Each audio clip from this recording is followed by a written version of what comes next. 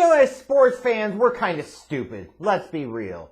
We get into passionate, heated debates about something like sports. These are fun. Fan is short for fanatic, but we're also kind of morons. And yes, if you clicked on this video to watch me and are going to tell me that I'm the moron and you're not, who's the one watching the dumb moron on YouTube? That makes you a moron. And that's okay. Own it. Embrace it. Except I sure as hell do. But there are different levels of moron. You get what I'm saying? Like, you have one level of moron that is, hey, if I lift my head up too quickly when I'm bending underneath a table to pick something up, I'm going to hit the back of my head. I've done that once. Let me not do it again, and then I do it again anyway. That's level 1 moron. Level 2 moron is sitting there and continuing to think like that the Chicago Bears would ever give a shit about actually trying to win a championship. That's level 2 moron. Level 3 moron is trying to sit there and say that Mitchell Trubisky is a franchise NFL starting quarterback. Nobody with a brain would ever make such a ridiculous assertion, but yet people do. Those are your grade 3 morons. But then you have your DEFCON 4 morons. And you know who that is? Baseball's Hall of Fame voters. Because man, oh man, oh man, did they happen to go and outdo themselves this year. You could have a ballot with up to 10 players that you vote for. You only have to have a player get 75% of the votes that are turned in. So that's 3 out of every 4 ballots is a yes. And these voters managed to combine forces for only the 3rd time in I think like a generation plus to have nobody be a part of the 2021 Hall of Fame class. That's what the writers did. And you wonder why baseball's in the fucking shape it's in. It's because of bullshit like this. Everything about baseball is stupid now. Everything about baseball is decades behind the times. Everything about baseball is just a screaming, stark, raving, mad reminder of how it continues to only be more and more for the Fox News age demographic.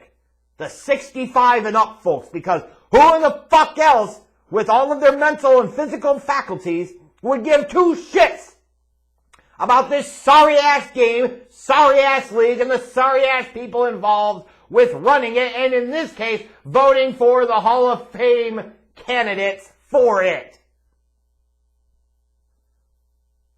America's national pastime is baseball only because it's pastime about 6 decades since this country really truly gave a shit about baseball. Because it's the perfect example of you get stuck in your tradition, you get stuck in your own arrogance of your own bullshit, and the times will pass you by. Like it used to be boxing, horse racing, and baseball were the unquestioned kings in this country. I was a long time ago, I will grant you, but that was absolutely true. And even into the 50s and early 60s, baseball was still king. And now? And you wonder why. It's bullshit like what these voters did. Not a single player received the 75% of votes necessary. And you're going to say, oh, what about Curt Schilling? You know, if he wasn't such a racist, transphobic fuckstick, like maybe he would have gotten the 75%. Maybe. But what are we voting on here? And don't give me that character clause bullshit, because you could look in that Hall of Fame and it's full of CD and less than ideal and just frankly really bad, crappy people and characters. Kennesaw Martin Landis, Charles Comiskey, Bud Selig. Oh, I could go on and on and on. Do you want me to? I don't really want to. But this idiot is so much worse than these other equivalent or worse idiots. What are we voting on here? Like if it's about the play, regular season Curt Schilling, kind of borderline. Sorry, he is. Once you factor in the postseason stuff, it absolutely makes him a Hall of Famer. Like, to sit there and not get him to 75% and have voters, you're getting reports of they're questioning their vote and they want to pull it back. Like, fuck you. Either vote for him or don't vote for him, but vote for him based off of the merits of who they were as a player. That character crap is garbage. Because how do you even define character, you idiots? How do you even differentiate between what's really bad or what's not? Morons. But then you've also got guys like Barry Bonds, and Roger Clemens, and Manny Ramirez, and Gary Sheffield, and Samuel Peralta Sosa, and others. And of course, you're going to have the dopey fans that can't think for themselves and say, oh, they're steroid guys. Oh, we can't vote for the steroid guys. I'm rather keeping the steroid guys out of the Hall of Fame. And then the voters say, I refuse to vote for the steroid guys. They ruined the integrity of the game. They ruined baseball. You fucking idiots realize that baseball has a long, proud, storied history and tradition of cheating, right? You realize that the Baseball Hall of Fame is loaded with guys that are proven, known, and admitted cheaters, right? Anybody that played on the 51 Giants, guess what? They stole signs like a motherfucker. That's how Bobby Thompson knew what the hell Ralph Branco was going to throw him. Gaylord Perry says hello, bitch. Whitey Ford, cheater. Don Sutton, sanctimonious piece of crap sometimes in terms of how he talked about baseball, one of those good old boys. I know he just recently died, but it doesn't change who he was when he lived. So get over yourself. But guess what? He's a fucking cheater too. And again, the game is full of them. Yet they're all in the Hall of Fame. But these guys, and what these guys did with steroids, is so fundamentally worse than what any of these guys did. That is stupid. That makes absolutely no sense. But even if you want to buy into that hot steaming pile of naive, I'm fucking 65 and older mentality mindset, Bud Selig is in the Hall of Fame. The hell is he in there for? And I don't give a shit if he was elected via a different process. It doesn't matter. Bud Selig, the guy who was in charge during the steroids era, Bud Selig, who largely, at least, turned a blind eye to what was going on, and he knew what the fuck was going on. People knew about it in the 90s. How the hell didn't he? He knew, and he didn't care. Or he knew, and he did care, and he wanted more of it because he wanted what came with it. The same asshole that oversaw the strike in 94 that led to the cancellation of the World Series, that Montreal fans are probably still pissed about to this day, as they should be. It's a great Expos team in 94. The same Bud Selig that gets championed because he brought the wild card in interleague play. Things that other leagues had for decades. He's getting championed because he brought him to baseball in the mid-90s. No, it's just an indication of how stupid baseball is. And how stupid the people in charge and involved with the game of baseball are. Bunch of crusty-ass old white men that need to hurry up and fucking die. R.I.P. Instead of taking the damn game that I used to love down in the fucking grave with them. This same asshole that oversaw the tie in the All-Star game in 2002, and his solution to fix it, so you would have the All-Star game matter more and be more competitive, was to tie home field advantage in the World Series to an exhibition game. This is the asshole that got put into the Hall of Fame. The guy that was in charge during the steroids era is in. Yet you sanctimonious pieces of shit continue to keep guys like Barry Bonds and Roger Clemens, Manny Ramirez, and Gary Sheffield and Sammy Sosa out. That makes no sense. Once Selig goes in, floodgates open. Your whole power trip of, we're going to make them wait until their last year of eligibility and then we'll put them in because we'll really show them. No, you're just showing how much of a fucking idiot and a jackass you are. That's so dumb. And that's so typical for baseball. And what's even worse, the fact that Bud Selig sits in the Hall of Fame, and these guys who played during the era that he oversaw where you bitch about steroids, but he's in, they're not, yet they were vastly better at what the hell they did during their careers than Bud Selig could ever imagine and dream to be during his. These guys are on the outside looking in. Also, these fucking media members, these goddamn voters can sit there and thump their chest and say, look at what we did. Look at how moral and self-righteous my dumbass is. Yeah, dumbass is right. What's even worse is not just the fact that you couldn't get any of the players to 75%. It's not even the fact that a guy like Scott Rowland 4 years ago was getting 10% of the vote. Now he's getting over 50% of the vote. The voters primarily stay the same year after year. So how the fuck does a guy get 5 times as many votes over the course of 4 years? Nothing changed about his career. Nothing changed about his statistics. Nothing changed about the competition. Nothing! It makes no fucking sense. He's either a Hall of Famer or he's not. If he was worth 10% of the vote the first year, then he should remain around that range in year 4 and year 10.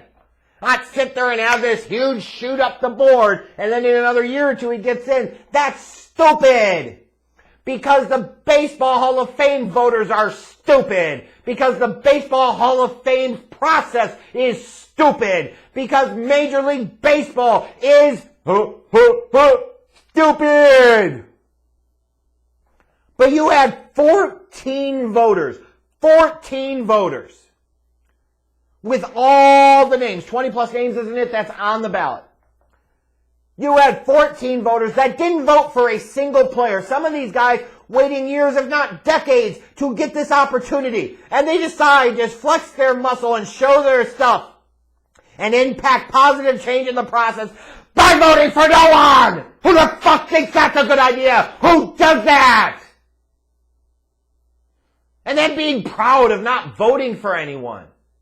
You're a moron. Like, are you that sad and pathetic in your life that that's how you get your rocks off? That's how you get your jollies? No? That's really sad. Really, really sad. And then you got idiots like Bob Nightingale pointing to the fact that nobody got into the Hall of Fame this year as a sign that it was good and that the process still works. Bob, I voted for LaTroy Hawkins because he was a nice guy, Nightingale. Why would anybody follow this asshat on Twitter? Why would anybody take him seriously? Why would anybody want to listen to or choose to listen to anything this fuckstick says, specifically when it comes to the Hall of Fame?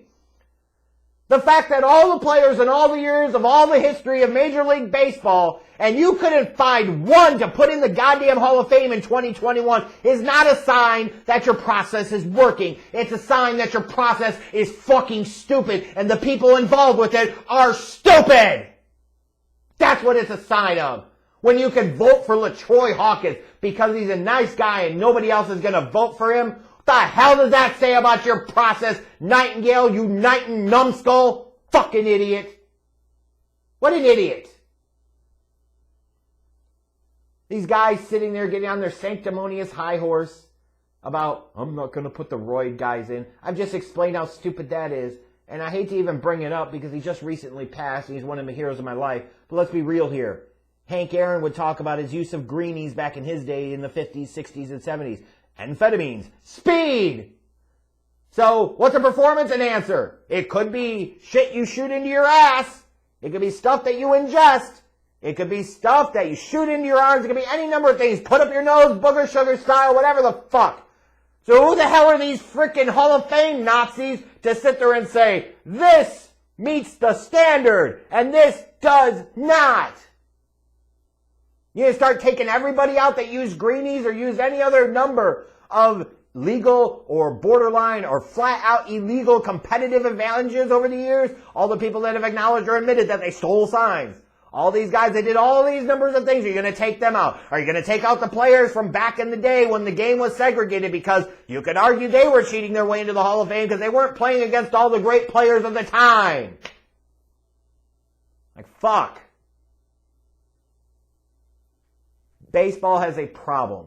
It has an ageist problem. It has an old school problem that it can never shake, and it never seems to want to shake. And then it continues to wonder why it's less and less relevant. When the times have changed and you have not, you are the problem. When the Baseball Hall of Fame has many worthy names and they manage to elect 0 individuals, the problem is not the players. The problem is the process. The problem is you, each and every single one of you fucking idiots. Like, think about this. One of the 14 guys that didn't vote for anybody, his name is Mike Hunt. I'm not kidding. Look it up. Mike Hunt. Mike Hunt. Mike Hunt didn't vote for anybody. I wonder how Seymour Butts would feel about this, or how about IP Freely? Hopefully Amanda Hugginkiss, when they get into the process in a couple of years, could change some opinions and minds and drive some big positive changes. Like, if you look at people's Hall of Fame ballots, and they didn't list people like Barry Bonds, Roger Clemens, Manny Ramirez, I'll even give you the Sosa thing, even though it's crap because you're also going to bring up both steroids and the cork bat. You really think he's the only one? You think these other guys didn't cheat in other ways just beyond the steroids? Get a clue, get laid, get a life. But I'll give you the Sammy Sosa one. But you're going to have to give me Bonds and Clemens and at a very minimum Manny. Because what's going to happen next year when David Ortiz is in his first year of eligibility? All of a sudden we're going to forget about the roids thing and David Ortiz is going to get over 75%. But his former teammate Manny Ramirez, who is an infinitely better player than him, is still going to be on the outside looking in. And meanwhile, Bonds and Clemens are going to be struggling to reach the 75% threshold? Like, especially with Bonds. You could clearly point to a period in time where you could see a clear change in his physical shape and definition in the late 90s. Before his forehead grew 3 times its size. He took his career from 86 to 96, 97. There's a Hall of Famer, just based off of that alone. Strike the rest of the shit from the record books if you need to. Roger Clemens, I don't know. Once he took the trip north of the border and he came back looking like a Mack truck, like, maybe you can make an argument. But it doesn't matter at this point. Steroids weren't banned by the game. Clearly it doesn't matter because Bud Selig got into the fucking Hall of Fame. But clearly it does. Because these Baseball Hall of Fame voters hate themselves and like to exert any and all power or influence they could possibly have and fuck with other people. They want to feel like they're the big dicks in the room because they can keep this guy from the Hall of Fame. They're taking a moral fucking stand. And yet, how many of these assholes do you think sit there and, do immoral things, such as voted for Trump? I'm sure quite a few of them did. I promise you. So you have no problem doing that, but you have a big problem with voting for steroid guys to go into the Hall of Fame. Yeah. The Baseball Hall of Fame is stupid. Fuck Cooperstown. Fuck them writers, especially those ones specifically that turned in blank ballots. They should be stricken from the process and removed from the process forever. Give that to 14 other fans or media members that actually know what the fuck they're doing and actually can differentiate between, this is moral or immoral, and focus on the facts of whether their statistics and the players' achievements and accomplishments merits enshrinement into the Hall of Fame. Your whole arguments about character bullshit is just that bullshit. Right? It don't matter. Because how do you define what's truly acceptable character versus what isn't? It's horseshit. That whole process is horseshit, and the fact that they came up and managed to have nobody that they could put into the Hall of Fame this year is also horseshit. Nothing more, nothing less. But Mike Hunt felt really good. Had an orgasm, probably squirted themselves. Mike Hunt did when he sent in his empty ballot along with 13 other asshats. The process is good, even though you can vote for LaTroy Hawkins because he's a nice guy and nobody gets into the hall. But the process is good. I feel good about myself because it felt like we flushed out some of the problems this year by not putting anybody in the Hall. No, you just showed how stupid you were. That's it. Plain and simple. So if you were a decent, respectable Hall of Fame voter and had a brain on your head and you voted for people like Bonds and Clemens and Manny and so forth, I hope you don't get included in this or feel included in this because you shouldn't be. But the guy that sat there and said, I'm not going to vote for Barry Bonds, but I'm going to vote for Jeff Kent, who got a ton of help playing with Barry Bonds, and didn't do shit else in the field or as a base runner or anything. Yeah, fuck you. I'm going to vote for Torii Hunter. You couldn't have at least rallied around one person to try and send a message. You couldn't have picked some middling, borderline, or doesn't really belong there Hall of Famer. I'll go Mark Burley and say, you know what? We're going to send a message of how we want you to do it the right way. Like you didn't even send a message here. The only message you did send, I take that back, is that you're all fucking clowns.